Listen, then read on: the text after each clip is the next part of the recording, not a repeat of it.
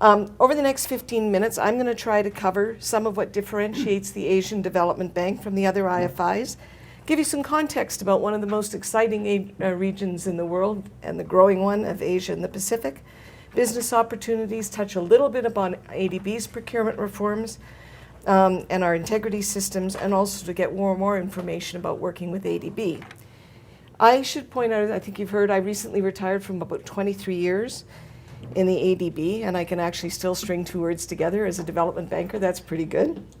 I've been everything from a mission leader to the Auditor General of the bank, and most recently led our ADB, I can't say R anymore, ADB's procurement reforms as well, so I'll touch a little bit alluding to what we've heard from the World Bank. Now, I'm also a chartered accountant, so a disclaimer. Nothing that I say today can, in fact, represent the Asian Development Bank.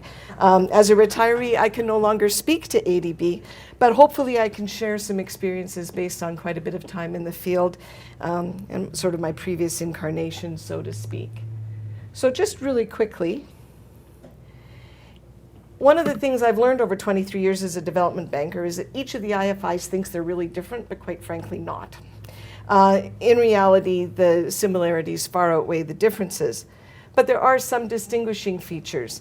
ADB, like the World Bank, focuses on infrastructure, but we have actually got a much bigger proportion of the portfolio. 85% of ADB's investments are in energy, water, transport, and urban sectors. ADB also began about 20 years ago to really focus on regional economic cooperation. Two programs, the Greater Mekong Sub-Region and the Central Asia Regional Economic Cooperation Program, bring countries, institutions, and private sector together to promote development through regional cooperation. The ADB also supports regional cooperation activities in South Asia and the Pacific.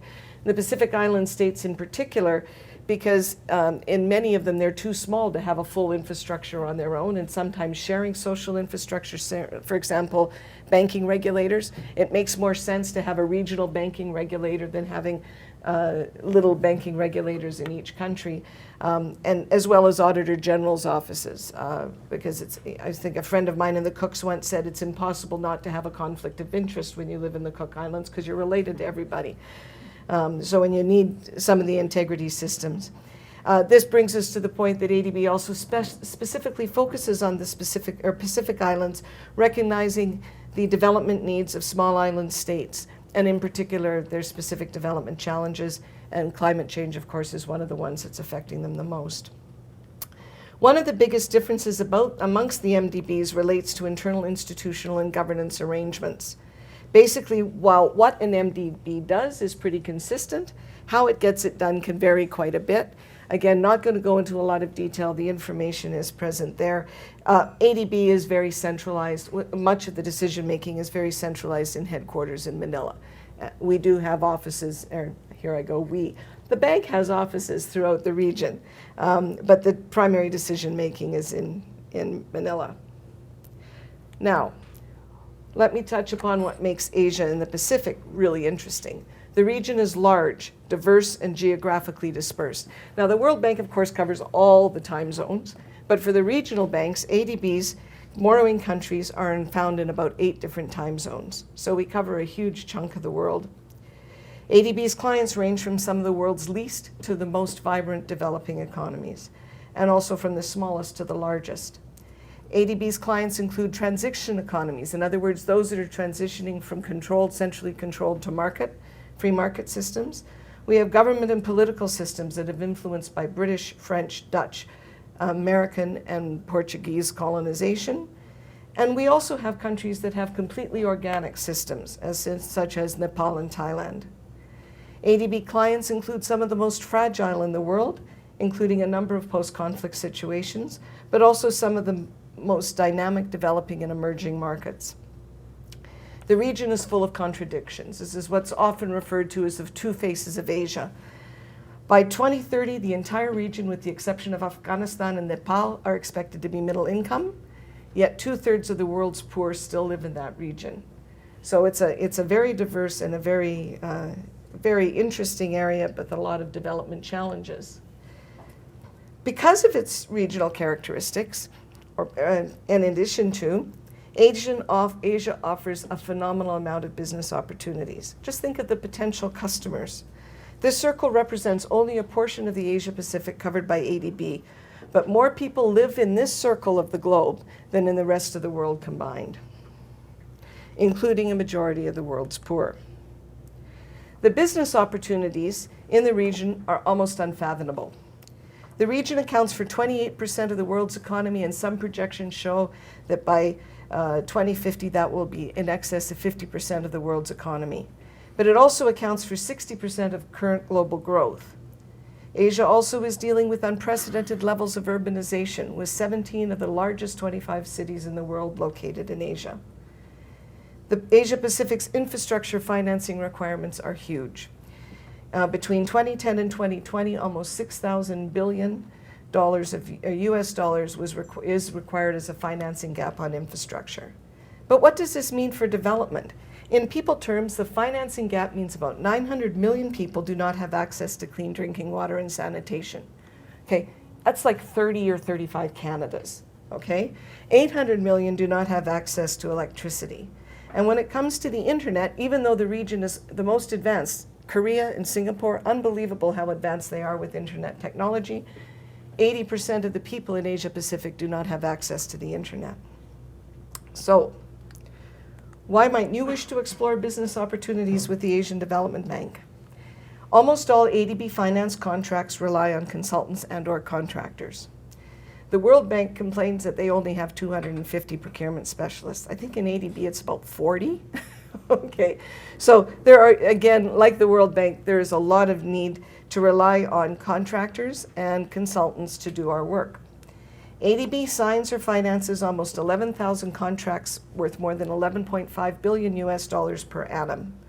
With the recent merger of our financing, the bank did some balance sheet fiddling, basically, but it allowed the increase in the annual lending to go from about 12 billion to 20 billion per annum, and that would mean that these figures, which are based on the pre-merger, are likely to increase. Now, as mentioned before, ADB and our member countries, I keep saying our, I'm sorry about that. I do not speak for ADB. It's been a long time. ADB and its member countries share responsibility for procuring these goods and services. For loan and grant finance projects, the member country government is responsible for contracting, with oversight from ADB in a very similar fashion to the World Bank, how the World Bank discussed it. For technical assistance projects, ADB is responsible for contracting the services with input from the client countries. This is an important distinction, particularly when you're assessing the risk associated with bidding for work. Business opportunities within ADB cover almost all sectors, although as mentioned earlier, the bulk is in transport, energy, agriculture, water, and municipal sectors. ADB has active programs in 38 member countries. The largest portfolios are People's Republic of China, India, Vietnam, Pakistan, Bangladesh, and the Philippines. And I know I'm going really fast, but I'm going to run out of time. So, now, ADB's procurement reform. You're going to hear, I think, from every one of the IFIs, you'll hear procurement reform. The bulk of ADB's financial assistance courses through public procurement systems, and the objective of public procurement should be to achieve value for money outcomes through processes that are transparent, efficient, and competitive. In the past, the MDBs, including ADB, as we've heard from the World Bank, from Michael, have procurement policy and practice that's strictly rules-based. In other words, contracts are tendered, technical specifications are provided, and strict rules govern the bid evaluation process. The objective was strict adherence to the rules rather than seeking the optimum procurement decision. Let me give you a real example of how this could impact. Imagine, and this is based on a real story, imagine you have a very small country and you're bidding a very large project, and you get two fully technically compliant bids. One is $20 million cheaper than the other one. But because this is a small country, that represents 5% of the GDP per annum. So this is material, right? Both are technically compliant.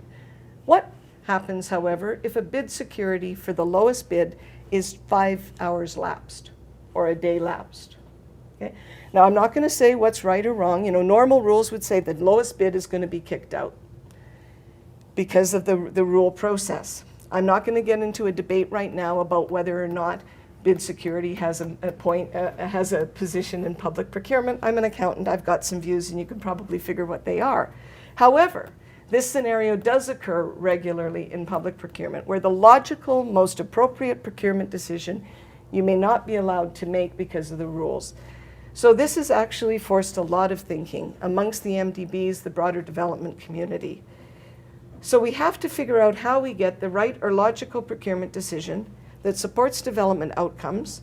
We also have to make sure that the funds are used for intended purpose. This is a fiduciary oversight, because ADB has a charter that says funds are used for intended purpose with due regard to efficiency and economy.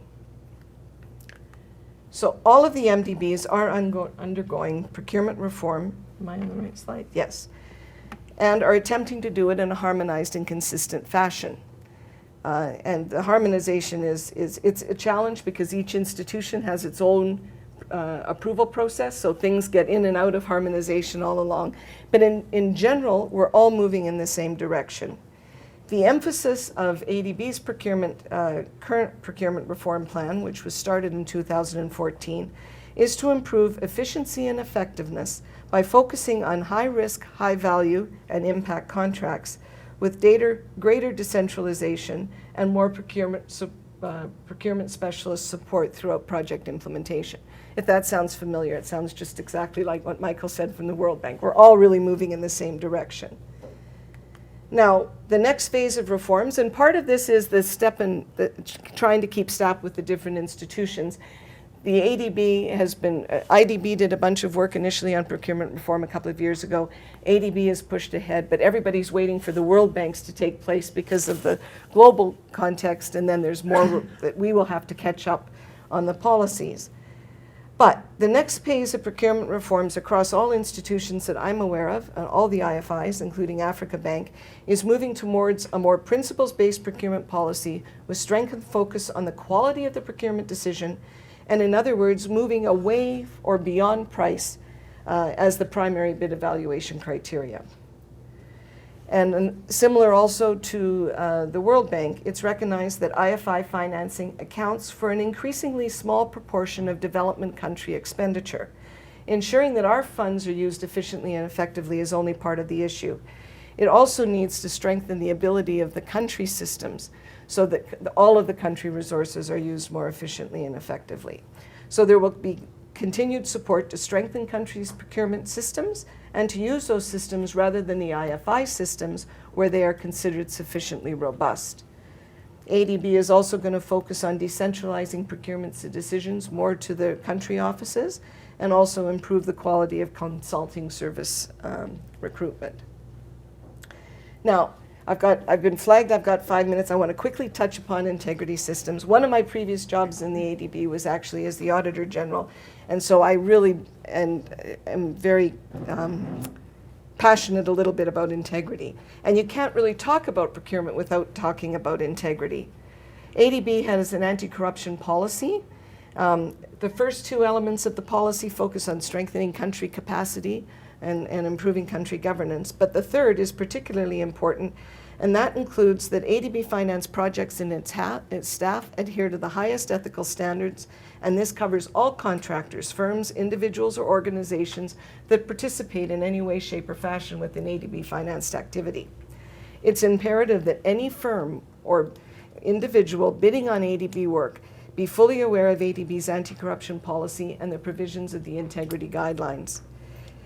ADB has a zero tolerance on corruption. That doesn't mean that the institution is blind and believes that corruption doesn't exist. However, staff, contractors, and project officers are compelled by policy to report any potential fraudulent or corrupt practices.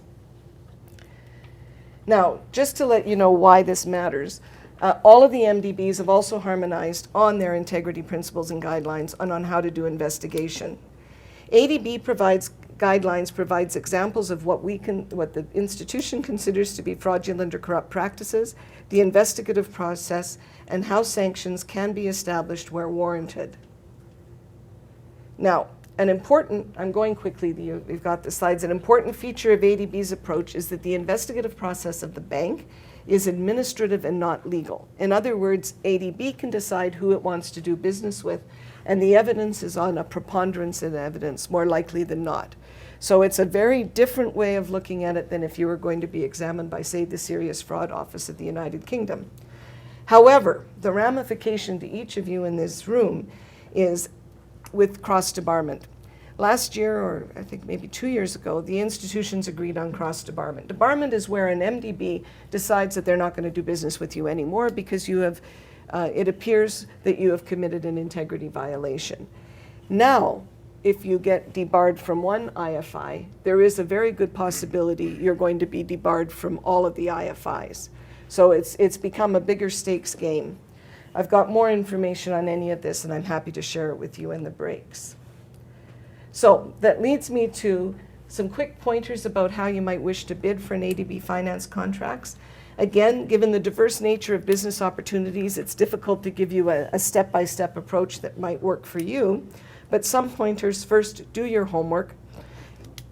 Each ADB country has a country partnership strategy and a country operations business plan that lays out ADB's financing requirements by sector.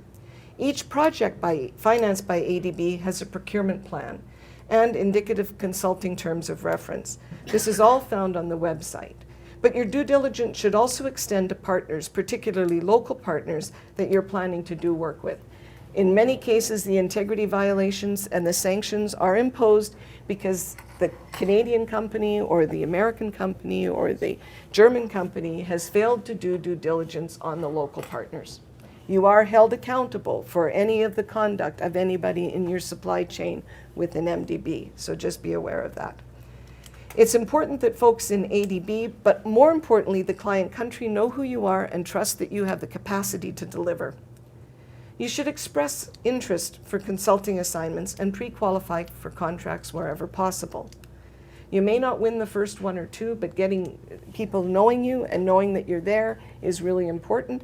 Expressions of interest do not need to be 500 pages long. None of us want to read 500 pages long. I'm perfectly happy with an expression of interest that says, "Hello, I'm interested," attached is the link to my website. That would be much better than getting a 45-page expression of interest. So you don't need to invest a lot of time in it, but you should express interest when you think it makes sense for you, and what ADB wants to do is aligned with what you are hoping to do with your company. Finally, prepare a responsive and strong technical proposal. The bidding process, particularly for goods or services, can be complex. And given existing public procurement norms, transparency, predictability are key. Therefore, there can be sometimes very little latitude when evaluating proposals. Even if you think you have a better way of approaching a project, please put in a technically compliant bid. You can always say, "Here's my technically compliant bid. By the way, Annex 1 gives a way that I think would be cheaper and better for you to do it." But if all you do is provide the cheaper or better way to do it, you will not be considered technically compliant and you will lose the bid.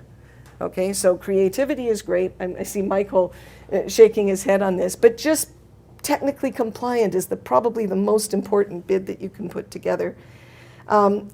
Good proposals that provide value for money approaches, like I said, can be rejected if they're not technically compliant. And finally, and most importantly, deliver.